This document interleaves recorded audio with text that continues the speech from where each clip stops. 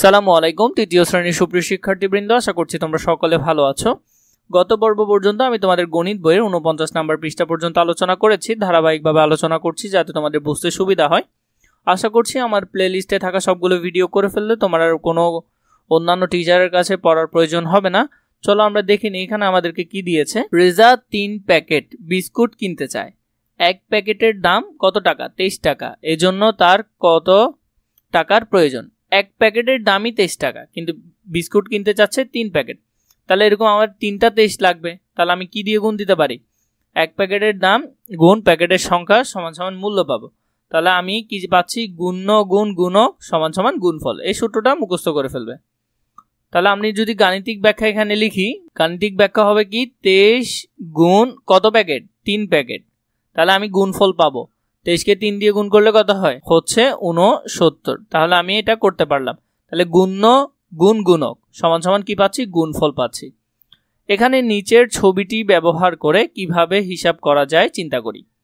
দশক এবং একক এখানের মধ্যে আমরা কিভাবে হিসাব করতে পারি? এই দুটোটা মিলে 20, এই দুটোটা মিলে 20, এই দুটোটা মিলে 20। তাহলে এখানে 20 কয়বার আছে? 3 বার আছে। তাহলে এরপর দেখো এখানের মধ্যে আছে কি? এখানে 3, এখানে 3, এখানে 3, 3টা আছে। তাহলে 3 গুণ 3, 3 তিরিকা কত হবে? 9 হবে। আর 3 20 কত হবে? 60 হবে। তাহলে 60 আর 9 আমরা যদি এদিকে দেখি, তাহলে এদিকে হলো কত? 23, এদিকে গুণ 3, তাহলে কত? 69। এভাবে এখানে ভেঙে লেখা আছে, তোমরা চাইলে এটা করে ফেলতে পারো। তাহলে এখানে মোট কত টাকার প্রয়োজন? 69 টাকার প্রয়োজন। এর পরবর্তীতে দেখো কিভাবে 23 গুণ 3কে ওপর নিচে গুণ করা যায় তা চিন্তা করি। ওপর নিচে আমরা কিভাবে গুণ করতে পারবো?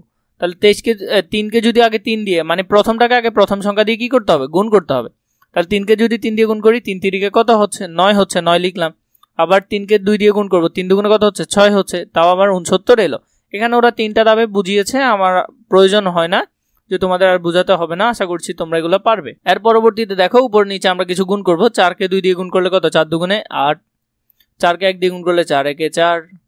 4কে 1 দিয়ে গুণ করলে 4 একে 4। 4কে 2 দিয়ে করলে 4 দুগুণে 8। 3কে 2 দিয়ে করলে 3 দুগুণে 6। 3কে 3 দিয়ে করলে 3 তিরিকা 9।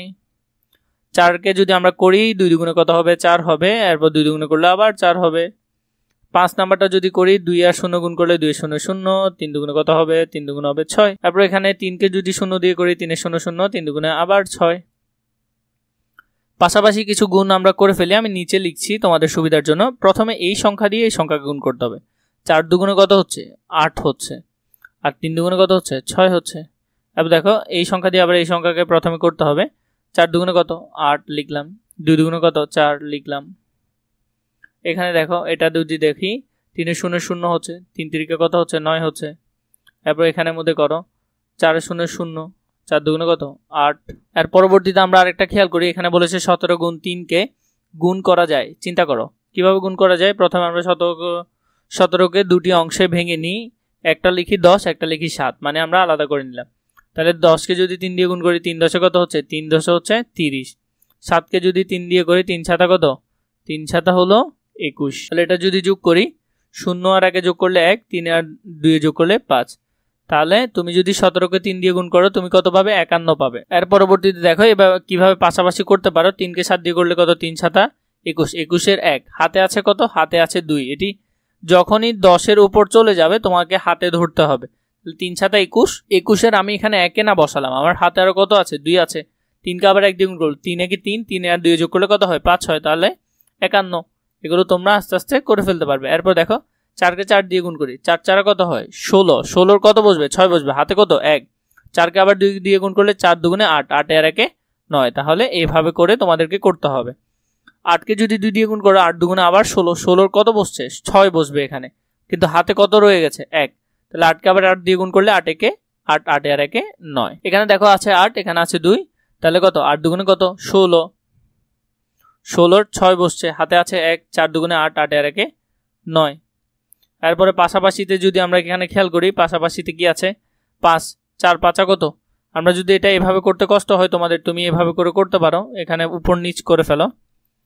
5 8 কত? 40। 40-এর 0 হাতে আছে কত? 4। 5 একে 5, 5 আর 4 9। তাহলে কত হচ্ছে? 90 হচ্ছে। এরপর দেখো এখানে কি আছে? 26 গুণ 3।